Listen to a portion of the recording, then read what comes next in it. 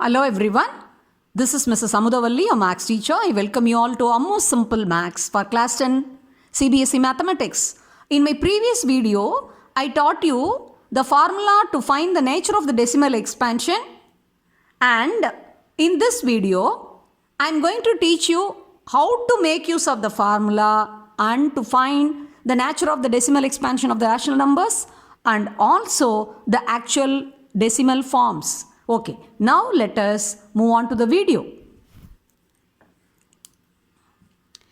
Without actually performing long division, state the nature of decimal expansion and also the decimal form of rational numbers if they have terminating decimal expansion. So, we are going to have two types of questions together in this one video. Okay. Now, before we step into the questions, first we can see what are the steps to be followed to find out the decimal expansion using the formula 2 to the power n 5 to the power n. Okay. The first step is find the prime factorization of q. You all know the given rational numbers will be of the form p by q. P will be numerator and q is the denominator. So you have to find the prime factorization of q.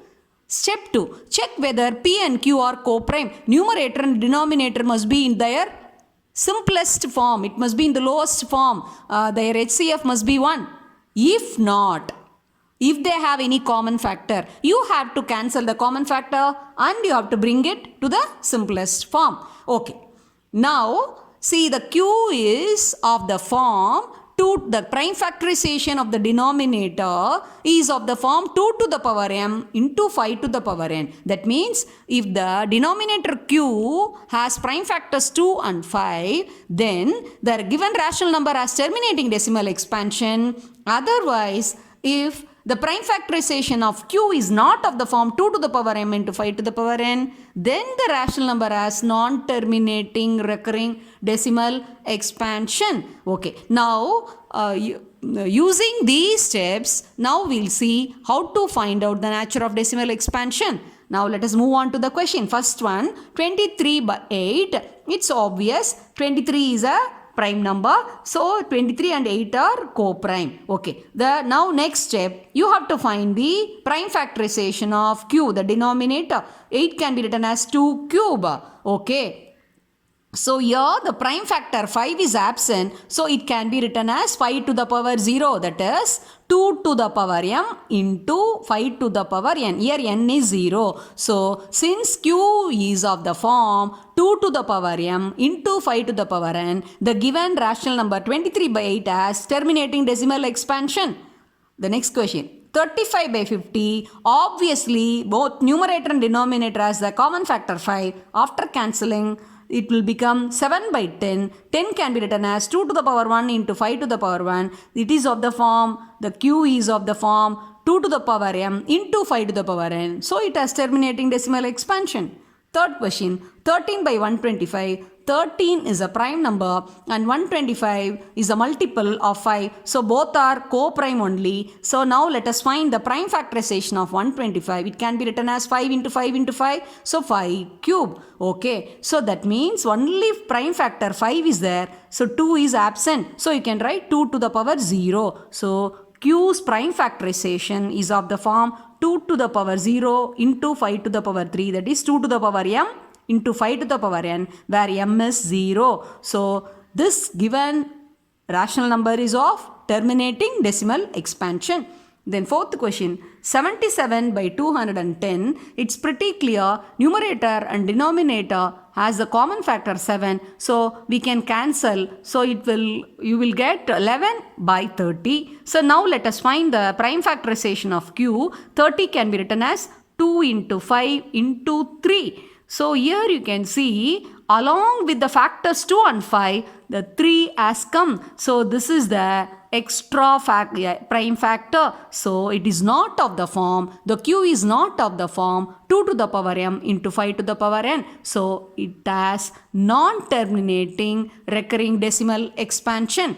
Fourth question, 129 divided by 2 square into 5 to the power 7 into 7 to the power 17. Okay. Now already the denominator q is given as a prime factorization. So now we have to check whether there is any chance for cancelling common factor. So we can split 129 as the prime factors. It can be split as 3 into 43. So here no chances.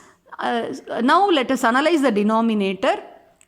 Here along with 2 and 5, this 7 is extra. So that q is not of the form 2 to the power m into 5 to the power n. So it has non-terminating recurring decimal expansion.